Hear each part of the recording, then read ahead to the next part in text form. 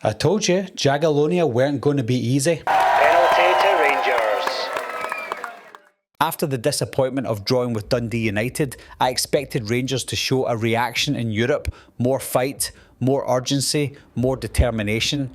Instead, we somehow got even less than we got at the weekend. Rangers might only be one goal behind going into the second leg, but don't let the scoreline fool you. This was another extremely worrying performance. Rangers actually got the perfect start. We went 1-0 ahead after only a few minutes through an own goal, and that should have settled us down.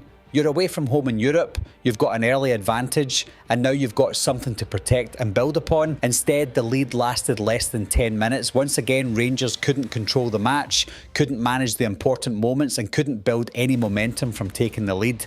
The defending was absolutely shocking yet again. Fernandez didn't need to go for the ball that eventually resulted in the own goal. Sometimes as a defender, you need to recognise when getting involved is only going to make the situation worse. He threw himself towards it, made contact and sent it beyond Pandur. It was unfortunate, but it was also completely avoidable, and somehow things got even worse a few minutes later. Fernandez then slipped during the build-up to Jagiellonia's second goal. Players slip.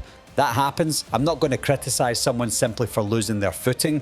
What I will criticise is the reaction afterwards. He slipped and then just lay there as Jagiellonia continued attacking and eventually scored. Get back up, chase the ball, try to recover, do absolutely anything other than lie on the grass watching the opposition score. It was an absolute calamity. Pandur wasn't really convincing either. Neither goal was completely his fault because the defending in front of him was dreadful, but I'm becoming increasingly concerned about his positioning. There are moments when he looks like he doesn't know where he should be standing or whether he should be coming for the ball. Against Dundee United, I mentioned that he seemed more comfortable punching than catching. Tonight, his positioning was all over the place. That needs to be corrected very quickly. What frustrated me most was the complete lack of urgency.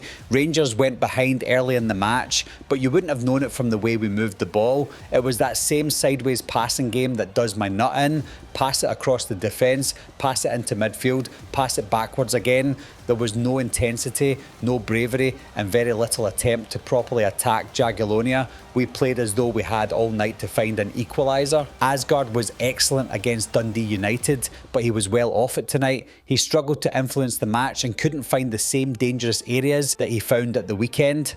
Every player is going to have a poor performance occasionally, so I'm not suddenly writing him off. However, Rangers needed their biggest attacking players to take responsibility tonight. Aasgaard wasn't able to do that, and there was nobody else in the starting 11 willing to take control. Once again, I found it strange that Curtis didn't start the match. At least McInnes eventually brought him on, and he was comfortably Rangers' best player after his introduction. He created opportunities, found pockets of space, and actually looked willing to make something happen. He was extremely unlucky when his shot came back off the post. He gave Rangers some attacking energy that had been completely missing before he arrived. For me, Curtis is still the best player at the club.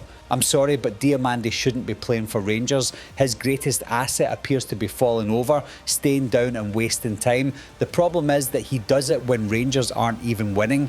We're chasing an equaliser in an important European match, and he's lying on the ground instead of getting back involved. He doesn't control matches, he doesn't create enough, and he constantly slows everything down. He shouldn't be playing for a club with Rangers expectations. Against Dundee United, I actually thought Derek McInnes got most of his tactics right, and the players let him down. Tonight, everyone got it wrong. The manager got it wrong tactically, and the players got it wrong on the pitch. Curtis should have started. The midfield lacked any creativity, and Rangers had no clear attacking plan. The players were poor, but the manager can't escape criticism either. This looked like a team that hadn't been properly prepared to chase and control a European match. Rangers desperately need another 2 centre-backs before the transfer window closes. We can't go through an entire season relying on defenders who repeatedly make basic mistakes or can't stay fit. The centre of defence needs leadership, composure and consistency. Right now, it has none of those things.